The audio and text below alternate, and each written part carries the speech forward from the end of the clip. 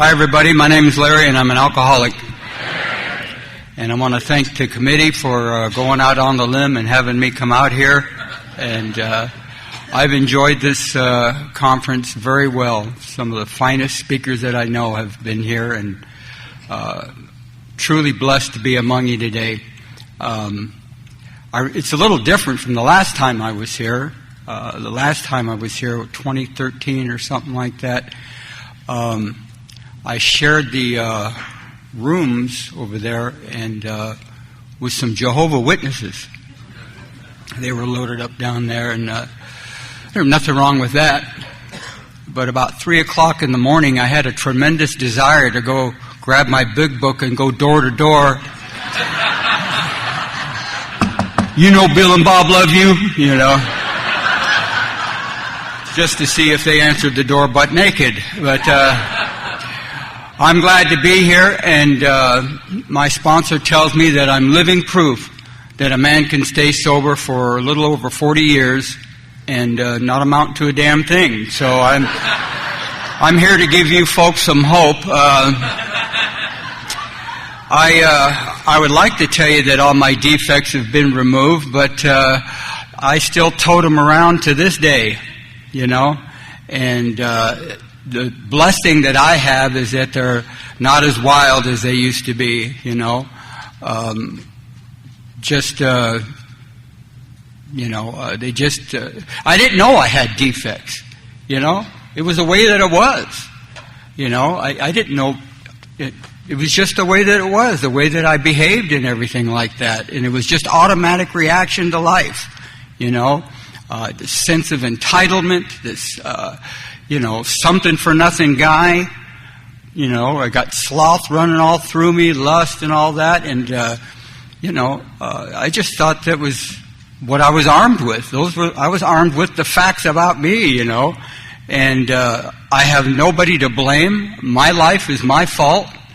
I come from good people. I was born in Detroit, and I came out to California when I was about 4 or 5 years old. And, you become what you're around. I'm one of these guys who are easily influenced by who I'm around. And that's what makes Alcoholics Anonymous so precious to me, is that I was very confused as a kid, you know, and Mom and Dad aren't the reason that, that I'm an alcoholic or anything like that, but I was easily confused, you know. My mom was a little Scandinavian lady, and she loved diet pills, you know, and so she was always running around the house around midnight, you know, and seemed like we were always on the move, you know, and she was a great lady, and my dad was a happy drunk. My dad was a happy, singing the blues, Nat King Cole, Bobby Darin drunk, and he was a window climbing alkie, is what he was. He used to get drunk and sneak into his own home, you know,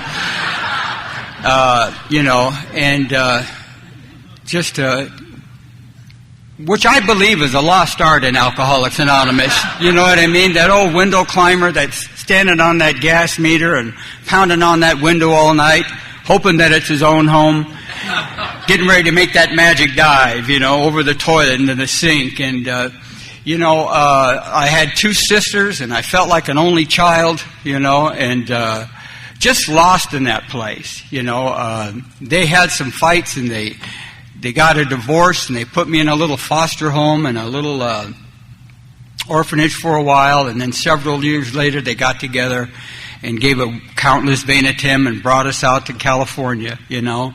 And I tell you, I couldn't wait to run away. I couldn't wait to run away. I just didn't belong in that place. And things that were going on and the violence and stuff like that, I felt terrible because I wasn't able to stop it. I felt like I just couldn't stand to hear my mom's voice and stuff like that and not be able to do anything about it. And man, I held on to that for a long time, you know. But I couldn't wait to start running away and all that, and because I felt more a part of life around a street corner than I did around my own dinner table, you know. And at around 11 years old, I'm in a little garage, and they started passing around a bottle of Four Rose whiskey, and for the first time in my life, man, I felt a part of something. I was with these other kids, and, I never laughed so hard in all my life. I never threw up so much in all my life, and that evening at the age of 11, I kissed my first Latin woman, and it was my aunt, I went after her, and made my uncle a little edgy, and, I didn't head out to Skid Row the next day and lose my paper out and come to AA, you know what I mean? But for the first time in my life, it shut my head off. It shut that god-awful head that's constantly chattering and telling me to do stuff, and it just all brought it down to one voice, and it was all right, I remember walking home that day and that night, and falling into a bunch of bushes and laughing and stuff like that, and finally getting home and sneaking into that house and wondering where the bear was. I know Dad was around there somewhere, and I looked out there, the car was gone, and I thought, great, he's not here, man. And went back into my bedroom, and I fell in that bed. It started turning around and, started spinning around real fast, and I woke up the next morning, and I thought, oh my God, he's going to light me up. He damn near sawed my arms off for smoking. He's just going to really let me have it. And I looked out looking for him, and I went down the hallway and snuck into his room and got that, got into it. My dad had a bar in there, and it wasn't a bar where you could line up 20 guys or anything like that, you know what I mean? It was an alky bar. It was like this, it fit one guy, comfortably,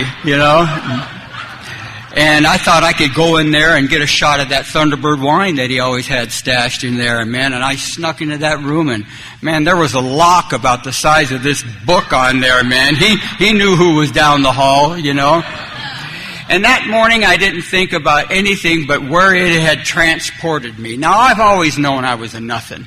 I've always known that I was a nobody. And you hear about it long enough, and you're told that long enough, you get to believe it, and you get to behave like it. And I tell you what happened to this nobody is that for 5 hours I was somebody. Man, and I bought that hook, line, and sinker, because I would rather be a part-time somebody than an all-time nobody any day. And this was the stuff that did it. And like I said, I didn't go home and, lose my paper out and come to you, but I marked that spot where I was and what had happened. And the older I got, the more I pursued it, And by the time I got into high school, I started hanging around some folks, and most kids were going to their locker rooms and getting their books and stuff. And I went to my locker room and I got a little shot of Thunderbird wine and stuff like that, and I started dating this little Mexican girl, and she had some brothers, and they liked cars, and I liked cars, and we didn't have these Dodge trucks like the folks have out here with the tires this big, and they ride over each other's houses on the weekend and stuff like that, But I did have a 62 Chevy Impala dropped right down to the ground, and had my hair slicked back and my white T-shirts with my black khaki pants that came up to here, and driving around drinking that Thunderbird wine, had my hair all sprayed up and pulled back like a Bakersfield tumbleweed, and listening to the Four Tops and the Temptations and the OJs and Marvin Gaye, and God, I loved it, man. It wasn't too long ago I was in my plumbing truck and the Four Tops came on. I just started sinking in my damn car, man, And I loved it because I became somebody, man. I have always been a man of images. I've always tried to be something that I've not. I've always been that phony. And I never want to forget that I always thought that it would be an image for me to fill that would make me right. And that was the miracle of Alcoholics Anonymous. And it startled me to death when I finally showed up for the last time in 1982, because I found myself at about 3 months sober, sitting in a meeting of Alcoholics Anonymous, and everything, it started to scare me because I thought it was another image. The language was different. The environment was different. And I started wearing different clothes, and I got scared to death because I thought, my God, is this another image that I'm trying to portray, and I pretended to be something that I'm not again? And thank God for my sponsor who snatched me up and said, no, you're not filling an image. This code of Alcoholics Anonymous is not something for you to have a masquerade. He says it's something for you to fill up. And you guys started doing one of the hardest things, and that is, at the age of 30, you were going to take a man who was 30 years old and walk him through childhood again and teach me how to grow up. Because I stopped growing up when I started drinking. And in Alcoholics Anonymous, man, I went through those little stages of a crazy, elementary kid to a crazy high school kid, to a lost grown man and stuff like that.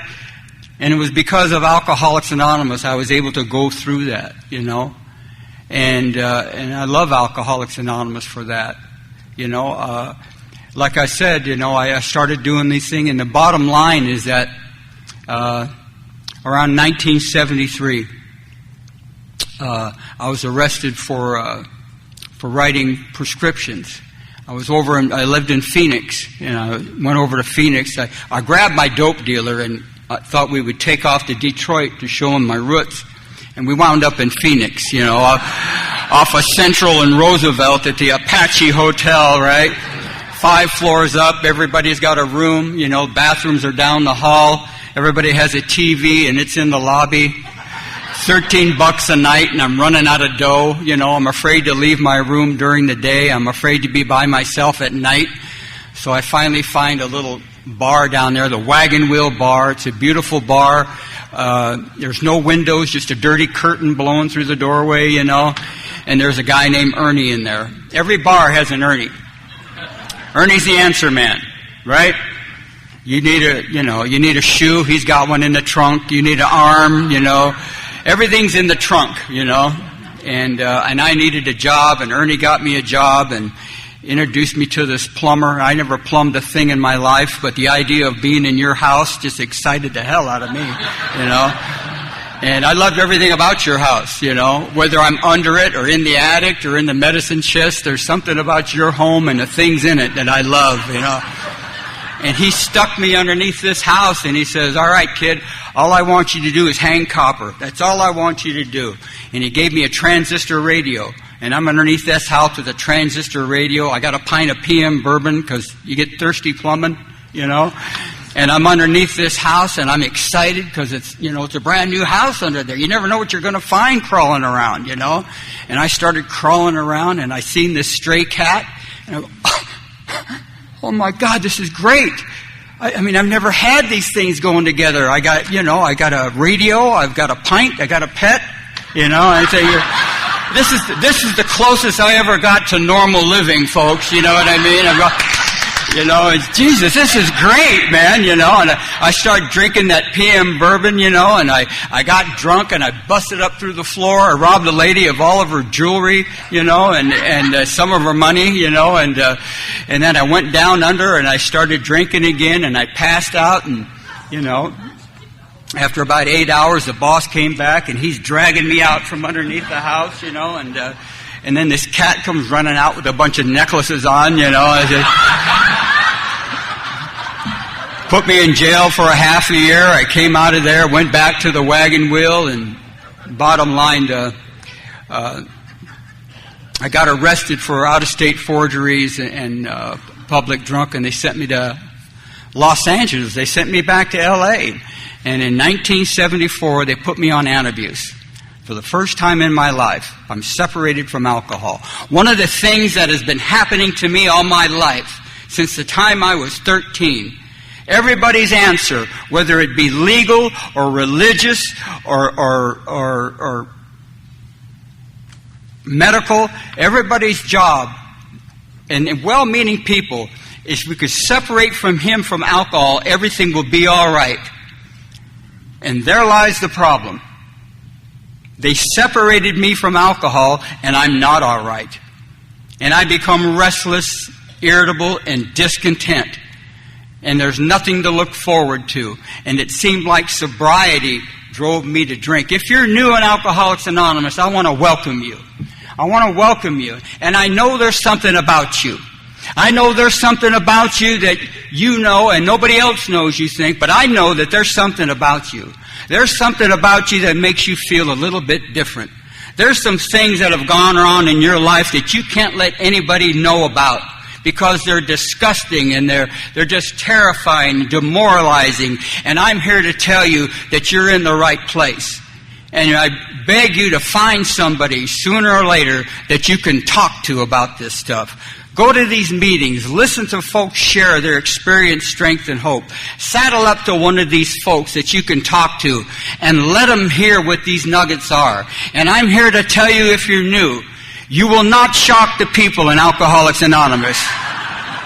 I don't care what it is. If it hasn't been done by this table over here and that one over there, it just hasn't been thought of yet. You will not shock the people in AA. You want to shock the people in AA? Get a commitment in a meeting. You know, I am not here.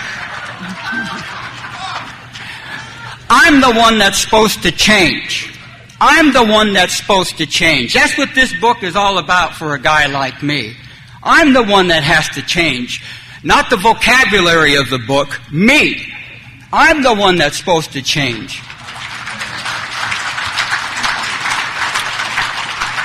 And I'm nothing but a drunken, losing whore. Thank you.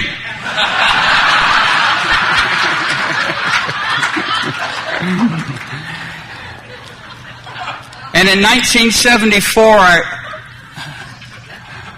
I ran out of Thorazine. What had happened? What had happened to me is that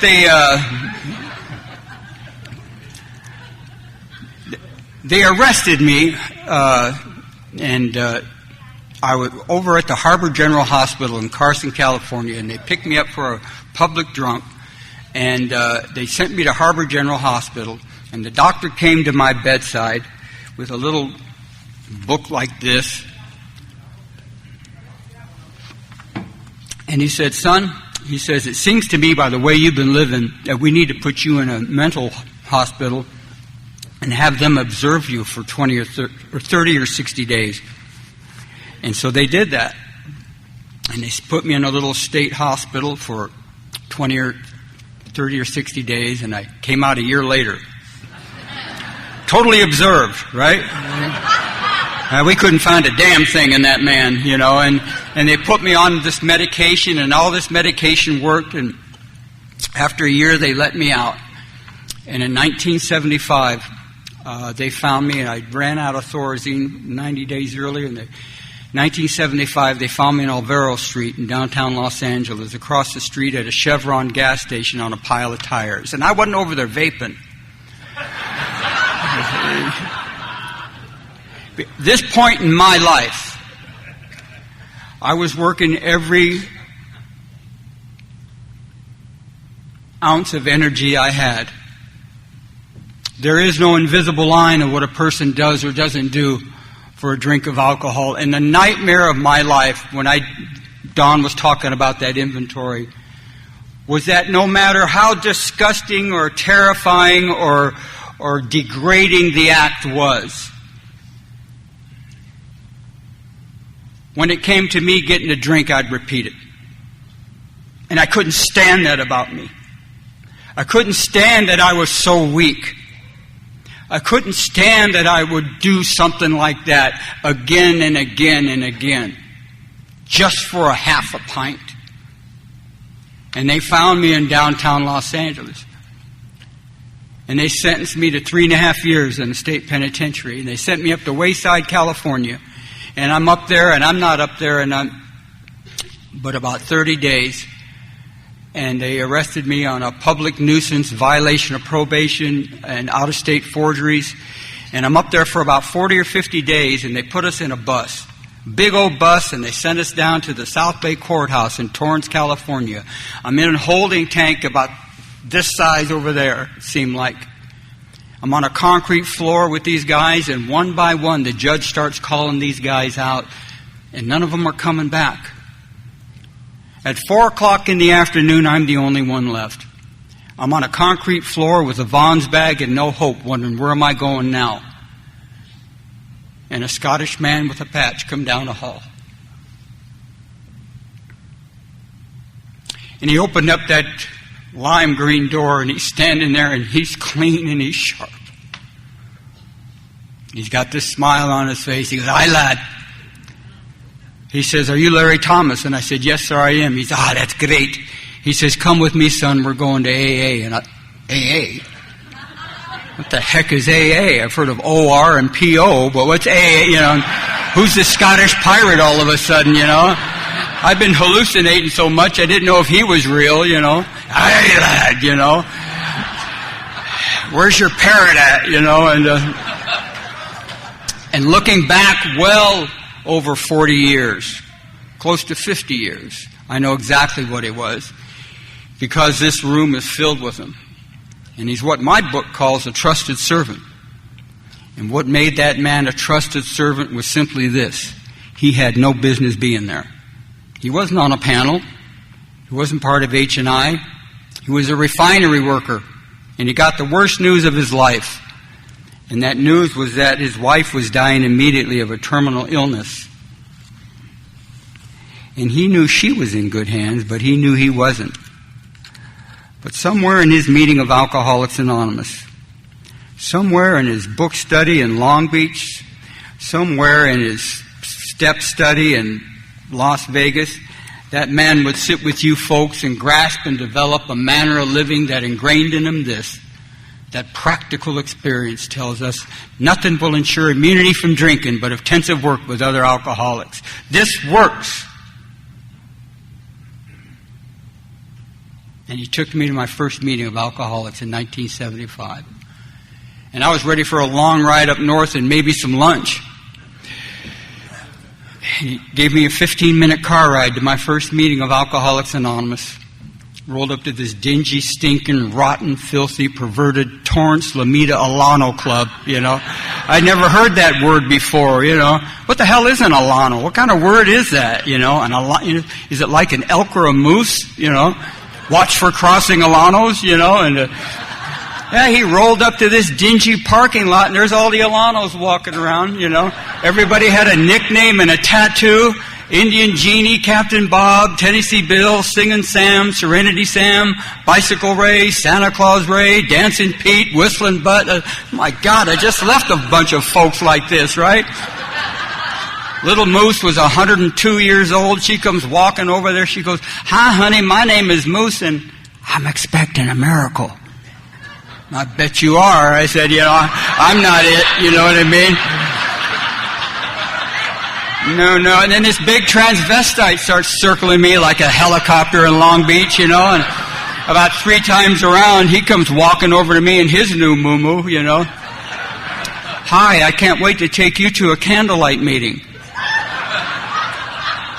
"I don't think so, big guy, you know." "Not till I get my ear, you know."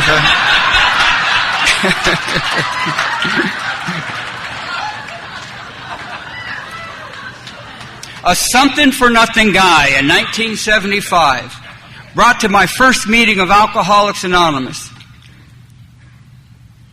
And I came in and out of Alcoholics Anonymous. I hadn't touched AA. I did what I had done my entire life. I sat in a room waiting for you to do something for me. I've had my hand out my entire life. This sense of entitlement that I made my mother and father pay. I'm your son. I don't have to work. I don't have to do this sense of entitlement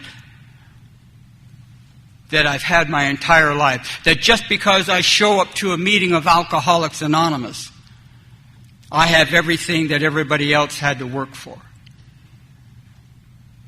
coming in these meetings, waiting for you to do something for me, getting physically sober and mentally ill and leaving again because I had nothing to return to. I never want to forget the words of my now sponsor that I've had for 39 years. When the first time I heard him, he stood at a podium of Alcoholics Anonymous and said something like this. In fact, it was at that TLC club that I heard him. And he says, you know, when I think of sobriety, the thought of drinking and using drugs never enters my mind. When I think of sobriety, I think about the way I live. And you know, the longer I stay sober, the more truthful that becomes. And that seemed to be my problem. I kept going to these meetings, getting sober and getting drunk, and not applying these steps to my life. Why is that? Because, you guys, I had nothing to return to. How many times have I cleaned the slate? Have I told my secrets? Have I told the psychiatrist all the things in my head? And I clean that slate of my mind, and it becomes one big empty room. And there's nothing new in that big new room. But for me to start filling it with my old ideas. Because every time I stop drinking, I grow a relief finder. And it starts seeking out stuff for me to do. And most of it is not AA-approved stuff, you know what I mean? And I go for it because it's the only thing in that big empty room. And I start filling it with stuff that's not good for me. You can't be wrong with people and right with God. I cannot sin in private for lack of a better rule. What you don't see me do won't hurt you is some of my old ideas. Everybody else is doing it. I've earned it. All these kind of ideas killed me because I had nothing to return to. And from 1975 to 1982, I come to these meetings and I would stop drinking and not return to nothing but the way of life that got me there. And I'm wondering why. And I would saddle up to new people and telling them, you're wasting your time. AA don't work. AA don't work for me. AA don't work for me. And do you know that now, after 40 years, I've come to realize that AA doesn't work for me. We work for it. I could not take any of the steps like you guys were taking because my biggest resentment was God. At the age of 5 years old, I was supposed to have a baby brother, and the baby brother died. And the first thought was, man, what type of God would create a baby and kill it? I'm next. I wanted nothing to do with God, religion, Jehovah, anything. And I knew at a young age it was up for me to work this stuff out on my own. And I was scared to death. But I tell you what, every time I called Alcoholics Anonymous, somebody would come and get me, and they were always clean and they were sharp. And in 1982, I was down at a mission in Long Beach, in Wilmington. Got kicked out of that mission. And I called this bald-headed carpenter, and he came and got me. My first sponsor, Don. I called him up, and I said, Don, I'm ready to come back to AA. Will you come and get me? And he told me no. He says, you know where we are. You know what we got. Why don't you get your rusty rear down here yourself? I'm tired of chasing after you. And I thought, and then he hung up. And I thought, my God, you know, whatever happened to that AA love, you know? I just heard it, and for the first time in my life, it was up to me to come to you. And something happened to me that morning. Nothing flashy or anything like that. But what had happened to me is I was sitting on that curb with that rug wrapped around me, realizing that at the age of 30 years old, this is the best that I can do with my life. And I did the hardest, and I came to believe, and I didn't come to believe in God or the big book. I came to believe in the hopelessness and the futility of my life with me running it any longer. And I took that 10-mile walk with my poopy pants and no hope. And I had to talk to that guy. And I waddled into that dang meeting, and I found that man, and I asked him that question. I don't know what to do with my life. Would you be my sponsor? And that guy lit up like a chandelier for about 15 minutes. And then he lit into me for an hour, And I fell in love with him. And I started apologizing for him for making all those calls. And he says, Larry, he says, I didn't come to pick you up because you're an alcoholic. I came to pick you up because I am. I never want to forget that he never talked down to me.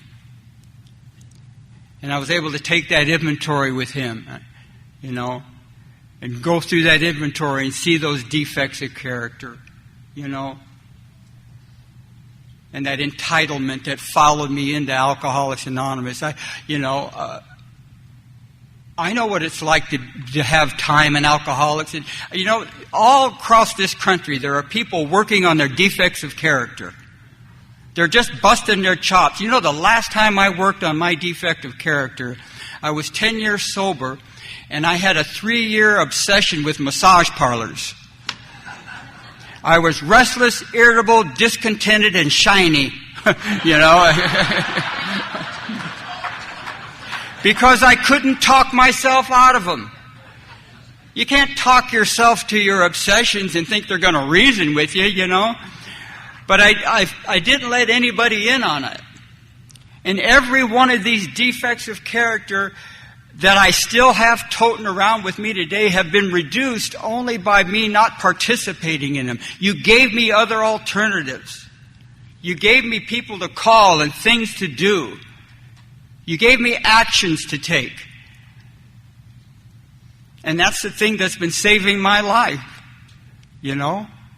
My sloth. I had this terrible sloth. I still do, And I'm the kind of guy who does average things expecting standing ovations. You know what I mean? I go to work and, I think the boss says, oh, Jesus Christ, man, look at that guy.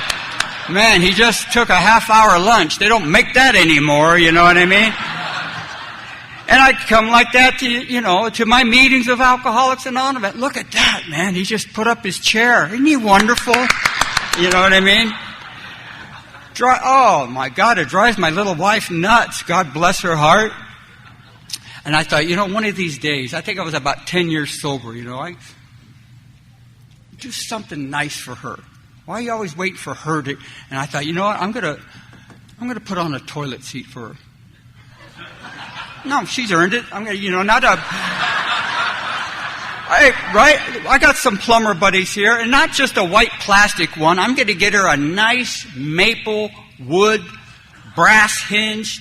Takes 3 guys to bring it in, and put that on for my little Rosie, And I was so excited, man. And I laid that thing on there, and I bolted that baby down. Now I'm like 20 years sober, and bolted that thing, and we're busy like you guys. When we come home, we have things to do, and she goes to the restroom, and I go to the bedroom and the kitchen, get stuff ready, and man, every night, this first night I bolted it on there. I'm waiting for her to come out, and it's going to be great, man. I can't wait.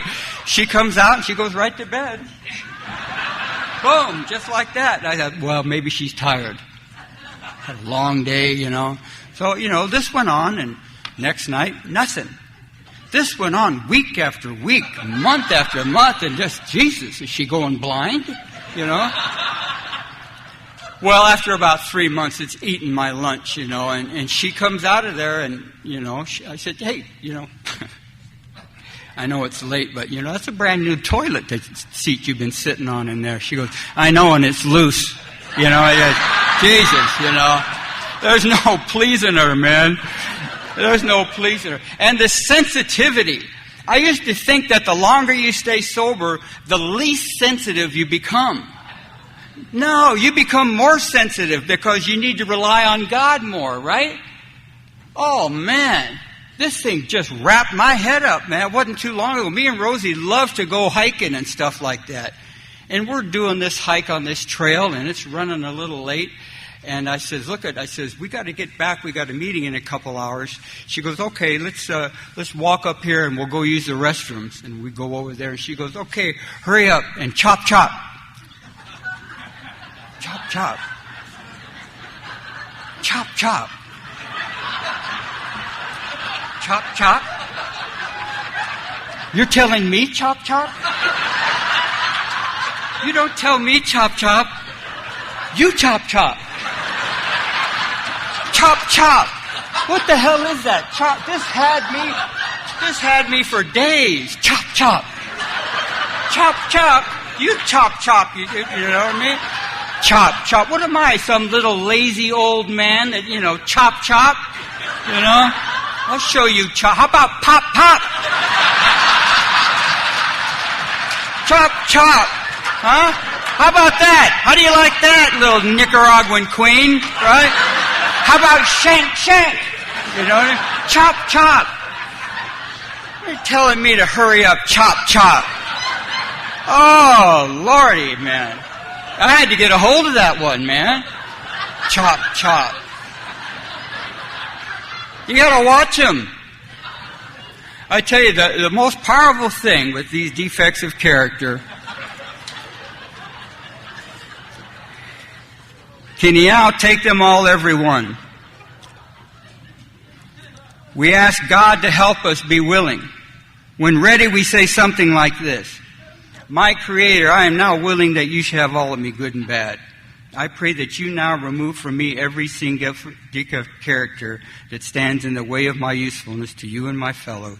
Grant me strength as I go out from here to do your bidding. Amen. God's going to remove them. But I need to take the actions. I got to be content with patient improvement. Well, how are you going to do that if you don't believe in God? How are you going to do that when you have no real connection? On page 62, he talks about, what's your position going to be? We don't care. Pick one. But when you sincerely take that position, remarkable things will begin to happen. No, you're not going to be struck perfect. But maybe these defects will be reduced just enough for you to be useful to Alcoholics Anonymous and do what happened to Bill and Bob at the STATELINE guest house. When they came out of there, and Bob says, that man understands. He understands me. He identifies with me. He identifies with me. And I began to have a sincere position on this thing. Now, what was my position going to be? One of the things I always wanted to be was a son. I always wanted to be a good son. My dad worked hard, and I rubbed my mom and dad's face into a level of living they never knew existed. And I always wanted to be a good son. And you guys let me know that with this way of life, by watching you, that this is a good way of life. That I could become a good son.